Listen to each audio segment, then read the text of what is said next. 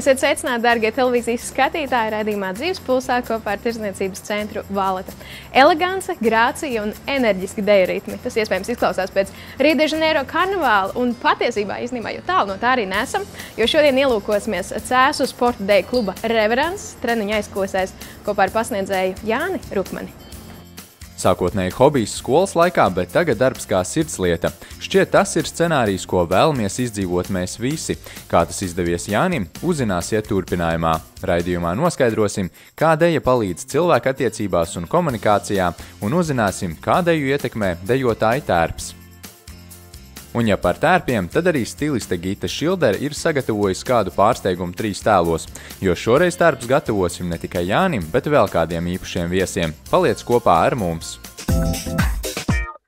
Iespējams, viens no vizuāli iespaidīgākajiem deju veidiem ir tieši sporta dejas, un tādēļ, lai iepazītos ar šo krāšņo nodarbošanos, ciemos esmu aicinājusi Cēsu sporta deju kluba Reverants pasniedzēju Jāni Rukmani. Kā tad īsti ir sporta dejas, modernās dejas, balles dejas? Kurš no visiem ir īstais, vai varbūt visi 3 ir vienādi? Tu esi trāpījusi desmitniekā ar visiem 3, jo visi 3 varianti ir pareizi, un es pārstāvu sporta dejas. Un kā tad sporta dejas no balles dejām atšķiras?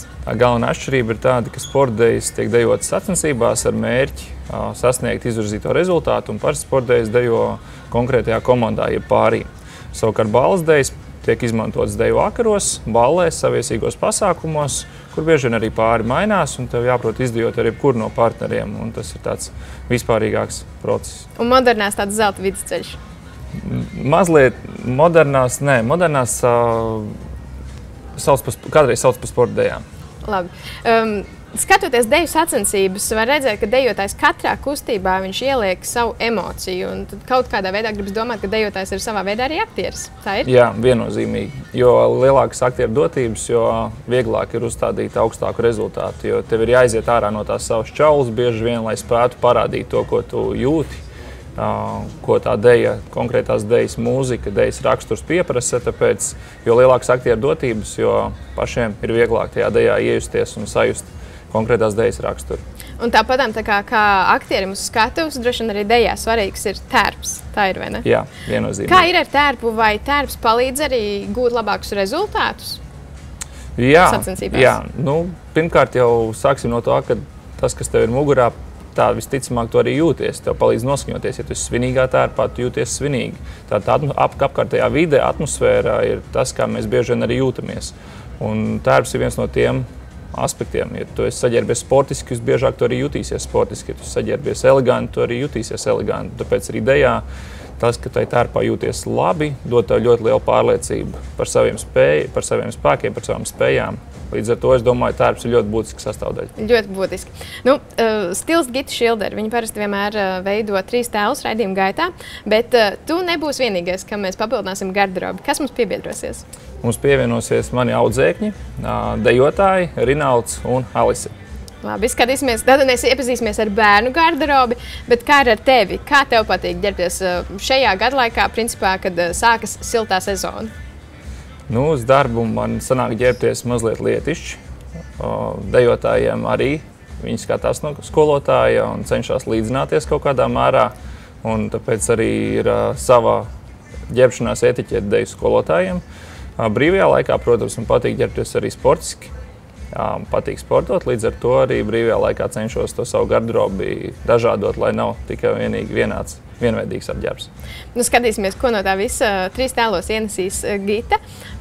Bet man īstenībā interesē, kā tad dejotāji izvēlas savus tērpus skatuvē. Es domāju, ka arī skatītājiem tas varētu ļoti interesēt. Tādēļ tagad sāksim ar to. Mēs dosimies Tirdzniecības centra Valeta veikalos, lai noskaidrotu, kā tad veidojas dejotāju tērps.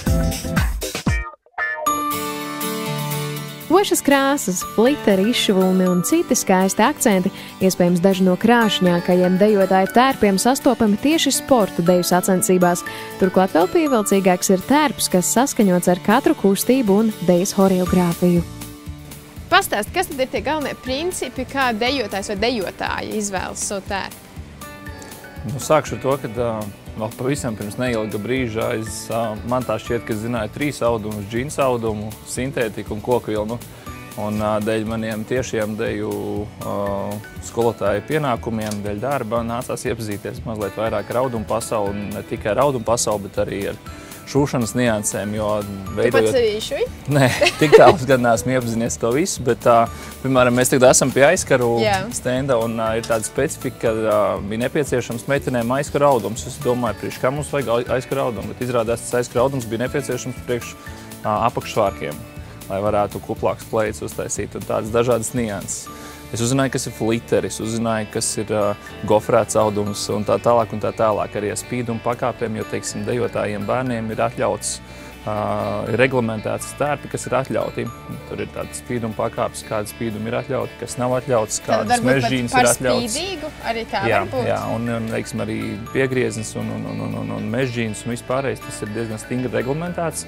Un gribot, negribot, gan vecākiem, gan man tajā visā ir jāorientējās. Tāpēc mēs šodien esam šeit audumu veikalā, lai ieskicētu to, ka tā ir arī kļūst par daļu no manas ikdienas darba pienākumiem. Jā, tātad kaut kādā veidā, jo vecāks kļūst, jo vairāk akcents tu vari ielikt savos tēlos. Jo tu vari izpausties.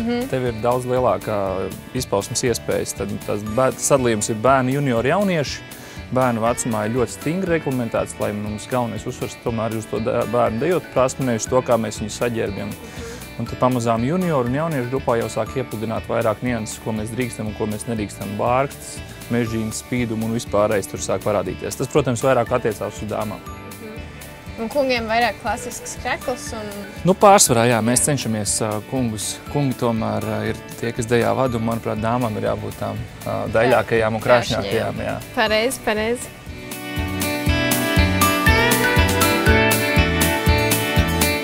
Balles dejas ir lielisks veids, kā padarīt katru saviesīgu pasākumu neaizmirstam, izdancinot savu otro pusīti. Un bez balles kurpēm kungiem, protams, jāceras par kakla saiti vai elegantu tauriņu, ar ko izcelties un akcentēt savu tērpu. Jā. Kādu plašu krāsu izvēle? Jū. Šien zilie ietu labi klāt pie zilā krēkla. Vai arī tieši vajag pretēji akcentam? Vai arī vajag pretēji uz sarkanīgiem toņiem, jā. Te ir no kā izvēlēties. Tava brīva izvēle. Tu vari skatīties, ko tu vēlies. Es paņemšu, lai ir interesants, paņemšu visu spilgtāko.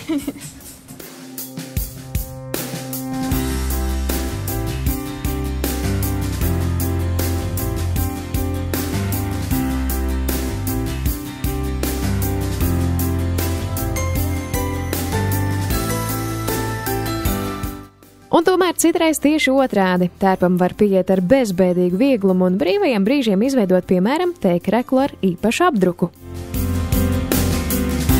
Kā ar reverencam, vai jums ir kādi tādi krekli vai džemperi, kā jau parasti ir komandām, tā kā atpazīšanās zīme vai kaut kas tam līdzīgs jums arī ir? Jā. Mēs katru sezonu cenšamies atjaunot šo te krekliņus. Mums ir savi reverents krekliņi, jau divus jau mēs esam uztaisījuši, ko mēs cenšamies katrs dalībnieks uztaisīt. Un vēl mēs arī esam taisījuši gan krūzītes, gan vāzes mums ir bijušas ar konkrēto... Un šī te ir skolotājiem? Jā, visticamāk. Jā. Tā kā izmantojam šo iespēju sasaistīt konkrēti dejotājus ar klubu, un krekliņš ir viens no vienkāršākajiem un labākajiem veidiem, kā to izdarīt. Jo viņi sev personificē līdz ar to ļoti, ļoti izteiksmīgi. Tad tā ir kaut kāda papildus iedvesma? Jā, gan viņiem, gan man. Atpazīšanās zīme? Jā. Pēc katras deju sacensību sezonas jāietur arī atelpas pauzīte, jo pat no sirdslietām var nogurt. Tādēļ vasara jaunajiem dejotājiem ir atpūtas sezona, kad muskuļi un prāti tiek izkustināti svaigā gaisā. Un tagad mēs esam pie skriešanas apavu plaukta. Jā. Vai tu esi tas lielais skrējējs, vai visi reverents ir lieli skrējēji? Skrienam visi, bet man patīk skriet jo īpaši. Skrienu jau vairākus gadus un esmu noskrējis, ja nemaldos, 5 vai 6 pusmaratonus, tad skriešanai pa cieto sagumu, ja pa asfaltu tā kā mazliet metu mierību, sāku skriet mazākas distances, 10 km vai mazāk, un pievērsos šogad tā aktīvāk taku skrējieniem. Šogad noskrēju pirmo stirnu buku posmu un esmu ļoti sajūsmināts un aizrauts ar šo visu. Tāpēc arī skriešanas apavi, man bija skriešanas apavi, kas paredzēti ir cietam sagumam, bet tagad skrienot pa takām, saprotu, ka šie apavi būs jāpamaina un jāpiemēro skriešanai pa meža takām un konkrētiem apstākļiem piemērotāks.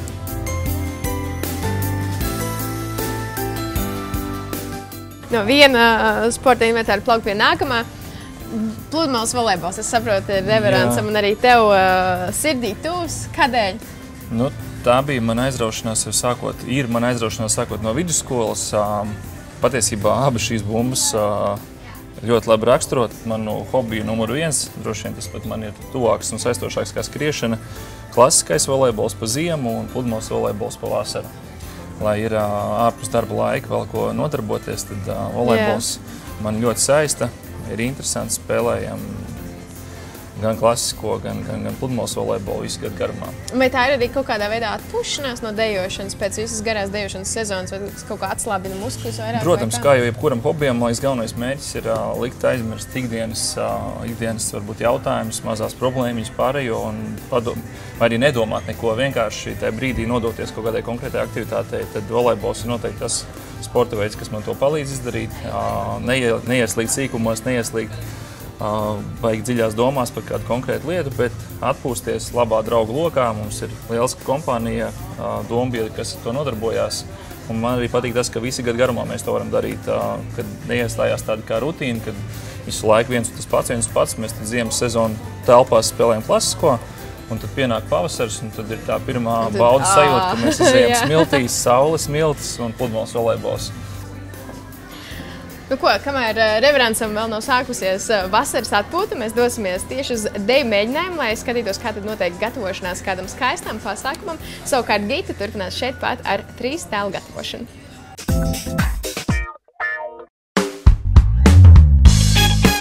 Gita Šildere, vizāžiste un stiliste, starptautisku skaistumkopšanas konkursu laureāte. Grīma meistare mākslas filmās, televīzijas un modes šovos. Savu zināšanas un prasmes ieguldījusi arī žurnālos Santa un Klubs. Ikdienā Gita vada make-up treniņus un seminārus par vizuālo tēlu, konsultē par imidža veidošanu, strādā ar individuālajiem klientiem, piedāvājot gardrobes revīziju un iepirkšanos kopā ar stilistu.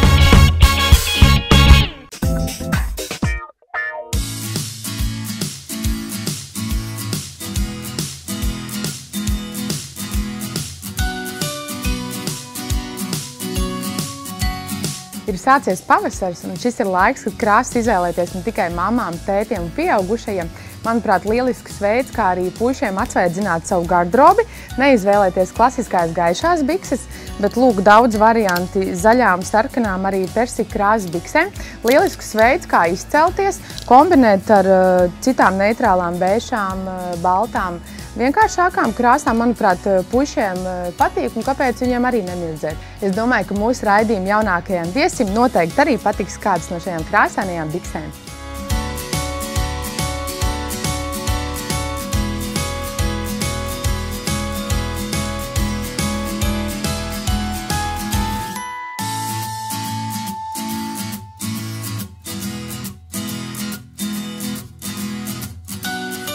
Tātad krāsas ne tikai biksēs, bet arī jakās un tērpa akcentos, piemēram, cepurēs un saules brillēs.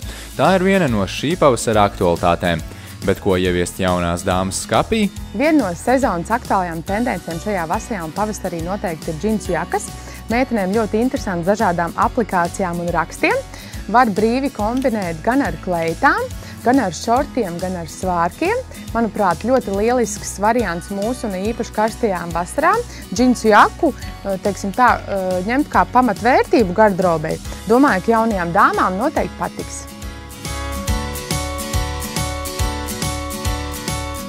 Pie garderobas papildināšanas gan Rinaldam, gan Alisei atgriezīsimies pēc neilga brīža, kad parūpēsimies par tērpu Jānim, bet tagad laiks izkustēties sporta deju ritmos.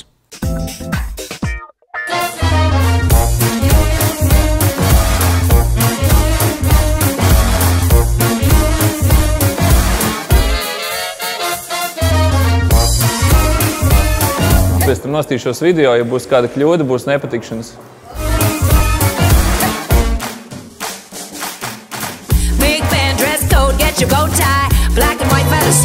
Nu, intensīvās gatavošanās šobrīd notiek mums jubilejas gads. Sporta deju klubs Reverants šogad svinēs 35 gadu jubileju, un tas tad ir tas galvenais atslēgas pasākums mums šogad jubilejas koncerts, kurš notiks aprīļa mēnesī, tepat Cēsīs Vidzemes koncertzālē, un tad mēs intensīvi šobrīd gatavojamies tam.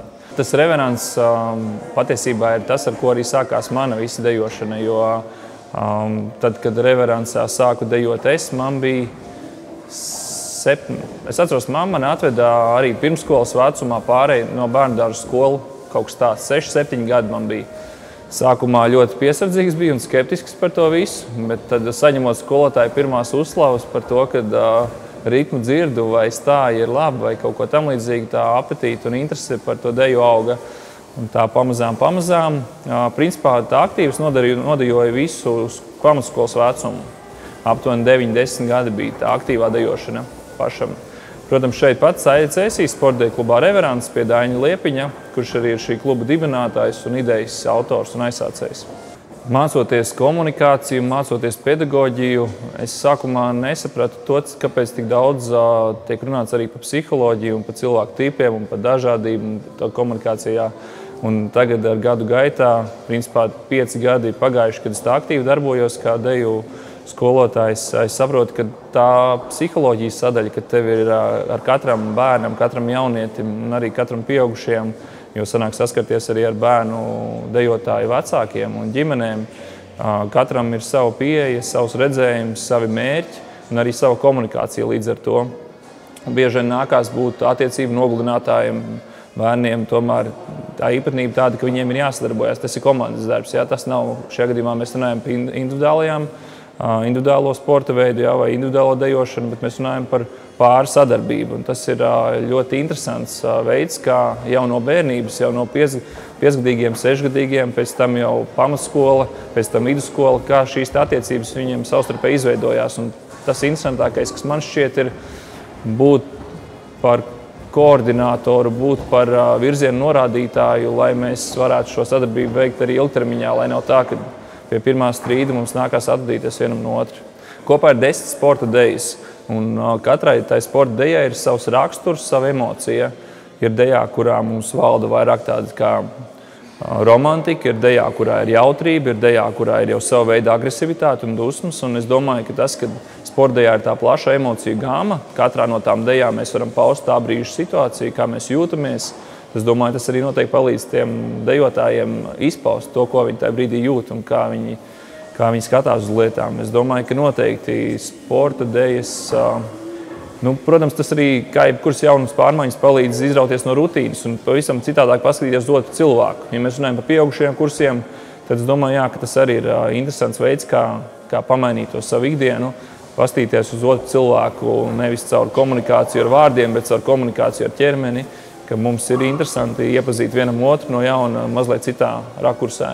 Tad pārim, kuri gribētu parisināt savas problēmas, viņi varētu atnākt šeit padējot tango. Es neieteiktu nākt risināt savas problēmas, bet atnākt sevi iepazīt mazliet citādāk. Jākoncentrējas to pozitīvo, vienmēr ir nevis jādomā par kļūdām vai problēmām. Mēs arī cenšamies ar dejotājiem runājot, kad nedrīkst pirms iešanas laukumā teikt tikai nepieļaujam nevienu kļūdu, ir jākoncentrējās to pozitīvo, ir jāuz trumpiem, kas mums ir. Nedrīkst ieciklēties to negatīvo. Tā mēs arī cenšamies ikdienā darboties, lai domājam par to, kas ir jāizdara, nevis to, ko nevajadzētu izdarīt. Tas arī man patīk vislabāk, kad, ja man būtu jāmāca tikai viena deja visu gadu garumā, tad man pašam būtu droši vien ļoti grūti, un arī viņiem būtu grūti dejotājiem. Bet pats interesantākais tas, kad ir tā mainība un neiestājās rutīna, jo rakstura dejas un tempi un arī izpausmes ļoti krāsā atšķirās. Ir cilvēki, kuriem padodas un labāk patīk Eiropas dejas, ir cilvēki, kuriem labāk padodas Latviņamerikas dejas. Es domāju, tur rakstura iezīmes un īpatnības, es domāju, varētu diezgan spēcīgi noraksturot, kas ir. Bet, ko var nevis pēc dejas stila, bet es domāju, ļoti labi var pateikt nevis pēc dejas, bet pēc stila, kādā veidā mēs dejojam, kā mēs vadam partneri. Es domāju, pēc tā var pateikt ļoti daudz iezīmes par konkrēto cilvēku. Bet tas droši vien viss nav vispārnāms, tas tikai tāds iezīmes mēs varam, es domāju, ka varam nojaust. I never let you go. Juanita, oh, I love my Juanita. Oh, Cecilia, my angel. Won't you please be mine? Please be mine. Are you my love? Shoot, shoot, shoot. Are you my love? Shoot, shoot, shoot. Are you my love? Shoot, shoot, shoot. Pēc enerģiskām dejām esam atpakaļ Tirdzniecības centrā Valleta, un kā iepriekš noskaidrojām, tērps dejotājiem ir ļoti svarīgs, bet svarīgi ir arī ērti tērpties pirms un pēc sacensībām. Jā, Kristīna pilnīgi piekrīt, tāpēc lūkosim, ko esmu sagatavojis mūsu jauniešiem. Alisa un Rinalda, man prieks, ka šodien esat ciemos pie manis. Esmu jums sagatavojusi košu krāsainu komplektu katram, ar kuru jūs varat doties pārgājienā uz nometni kādā fiziski aktīvā nodarbē. Varbūt neierasts meitenei Alisai šobrīd ir kleita, nav šorti, nav bikses. Manuprāt, lielisks veids, kā būt sievišķīgai arī šādos pasākumos. Gan jauniem, gan arī lielākiem noteikti ir aktuāli šīs te krāsainās baikas, džemperi, jakas, arī spoguļa attēla brilles. Manuprāt, jūs esat ļoti lieliski un saskaņot. Kā jums pašiem jaunieši liekas? Ļoti patīk. Kas tev visvairāk patīk? Man visvairāk patīk kurpes un kleita. Okay. Man visvairāk patīk jaka un bikses. Jā. Man prieks. Lūkosim nākamo komplektu.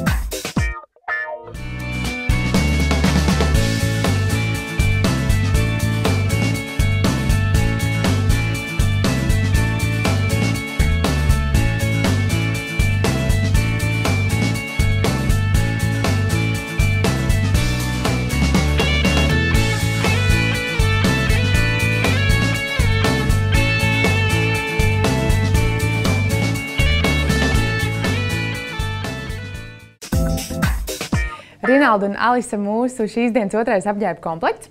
Paredzēts ir tādiem svinīgākiem pasākumiem, teiksim, kaut kur dodaties izbraukumā ar deju kolektīvu. Varbūt ierasts ir tas, ka svētku reizēs mēs velkam kleitas, uzvalks, varbūt kaut ko ļoti svinīgu.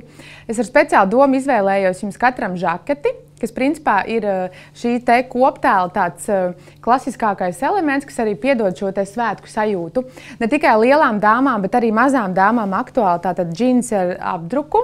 Gribu uzslavēt Alisi, jo viņa izvēlējās pati kurpes, manuprāt, lieliskas, man tiešām patīk. Un šie komplekti ir brīvi jaucami, pēc tam žaketu pievelkot ar to pašu kleitu vai uzvalku. Manuprāt, lielisks veids, es noteikti ieteiktu katram vecākam iegādāties šādu žaketi. Bet pastāstiet paši, kā jūs jūtaties šajos komplektos? Ļoti interesanti, tāpēc, ka es parasti tādas kurpes parasti nevalku un žaketi arī. Un, jā. Bet tev patīk jūties ērti, man ļoti patīk, jā. Forši, jo, es vienmēr esmu gribējis žaketi, bet man nekā tāda nav bijusi, un kurpes tādas, dīvaini foršas. Dīvaini foršas. Man prieks, paldies jums!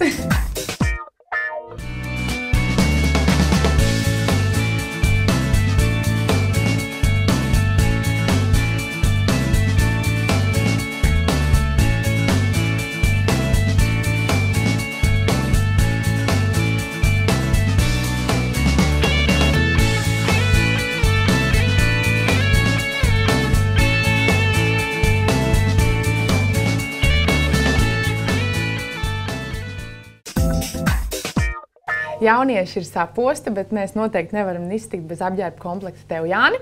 Principā pieskaņoju tavu komplektu bērnu iepriekšējam, teiksim, tas mazliet izjemais variants. Nav varbūt ļoti stīvs un klasisks. Man ļoti patīk šī te žakete, mazliet militāra stila, it kā klasiska, bet arī dod to kopējo rāmu, ka tu esi mazliet kaut kur sapucējies, bet nav tā sajūta, ka tu esi pārcenties. Varbūt interesanti visā šajā te ir šīs te faktūras, kas ir gan žaketē, gan biksēs. Arī apavi ir tāda izteikta angļu stilā. Man ļoti patīk, un zilais noteikti ir tavs, bet pastāsti, kā tev patīk. Es piekritīšu tev, es jūtos tā kā divi vienā, mazliet svinīgi un arī ērti. Tas, manuprāt, ir ļoti svarīgi, jo bieži vien jūtoties svinīgi, jūtos arī stīvi. Bet šoreiz ir tā situācija, ka jūtos arī brīvs. Super, lieliski. Paldies tev! Paldies!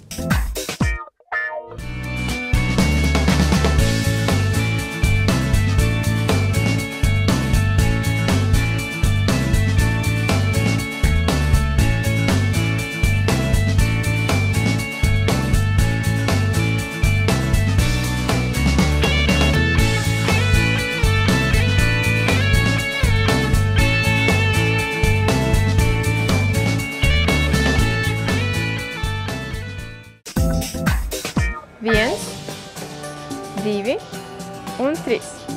3 dāvanu maisiņi no Vellas un 3 viesu studijā. Tad dosimies tagad pie viņiem.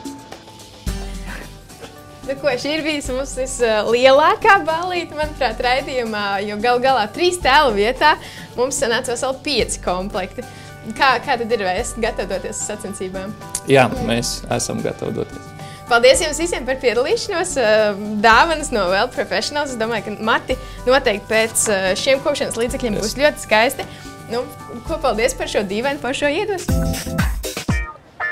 Un kāda būtu tava mīļākā deja, ja tu būtu dejotājs? Vai tas būtu kaislīgais tango, vai varbūt elegantais lēnais fokstrots, vai varbūt koķetā samba? Tu uzzinās dodoties uz kādu deju mēģinājumu un cer, ka dzīves pulsā būs iedvesmojis darīt tieši to. Nākamreiz mēs tiekamies jau maijā. Visu labu!